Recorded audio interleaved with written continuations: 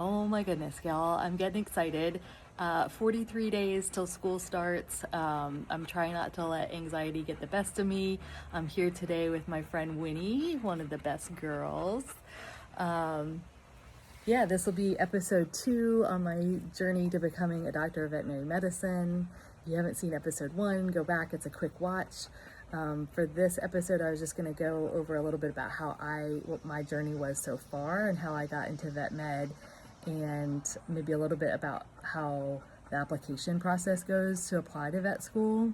And I just wanted to follow up. I think my first episode, I asked everybody what their favorite animal was.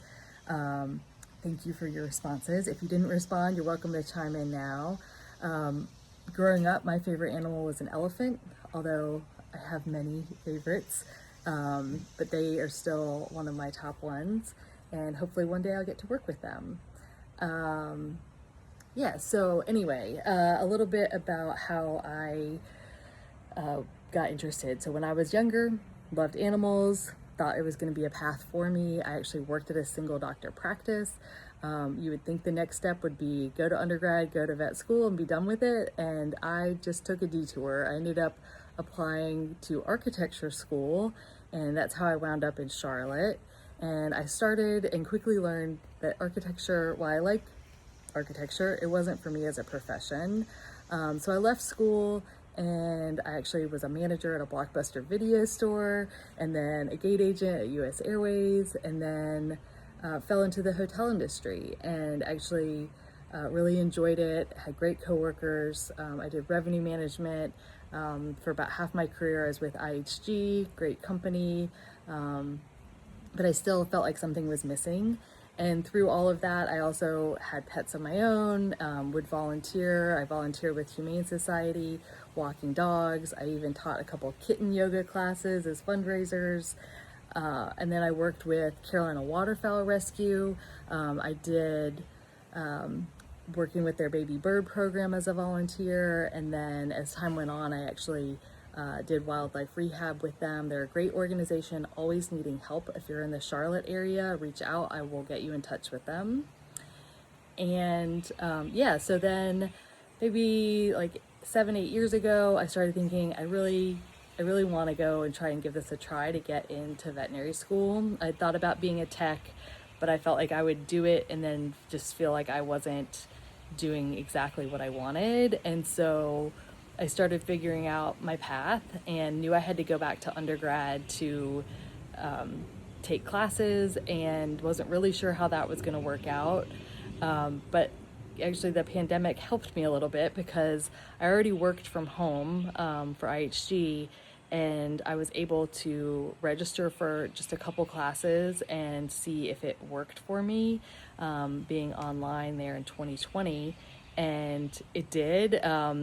It was a little scary at first going back to school, but it actually worked out great. And then I left IHG so that I could do school full time.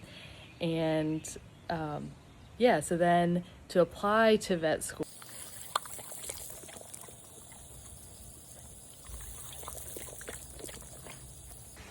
Okay, I'm back. We had to get some water. It's getting hot here.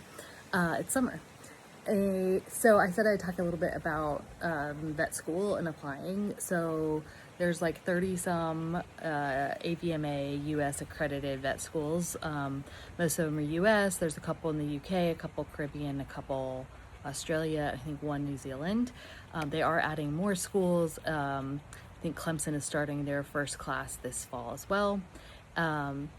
So anyway, to apply, most schools go through a central application portal. We call it VMCAS. It's the Veterinary Medical College Application Service, and it opens in January and closes in September. So starting in January each year, you can enter your information, general information, your classes that you've taken, all of your grades, any of your veterinary experience hours, animal experience hours, work experience. There's a general essay.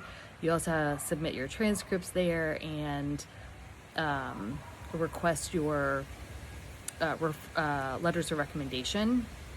You can have, I think, up to 6 letters of recommendation. I had 3. That was what was required from NC State. I had 2 wonderful DVMs, Dr. H and Dr. B, do 2 of mine. And then my third was my former manager at IHG, Paul. Thank you so much. And so all of that. And then in May, the individual schools open their supplemental application. So that's usually more essays.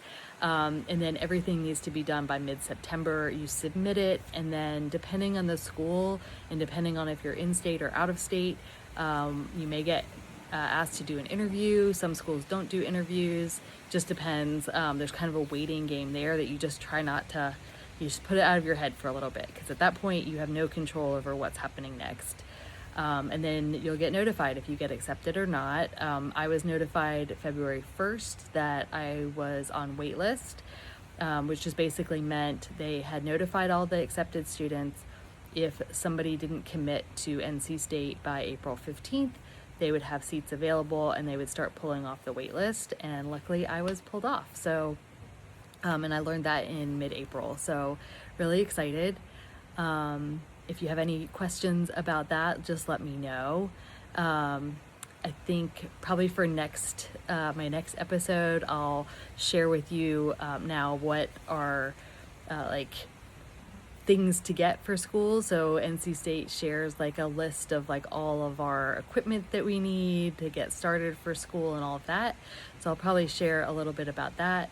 And I just wanted to remind everybody, it is now summer. Make sure that your pets are hydrated, and please, please, please make sure that they have collars with name tags with your correct contact information. And ideally, they are also microchipped. Wherever you are, if you think that you can't afford a microchip, usually city or county services will have like a microchip day and do it for a low cost amount. If you want to reach out to me, I will try and find a service for you. Getting your pet microchipped and registering your information with the microchip company is so critical to getting your animal back to you quickly.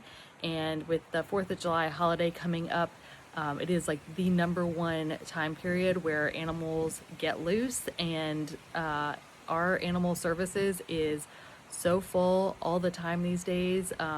It is just, we really want your animal to be safe and home with you. So yeah, I look forward to seeing y'all again.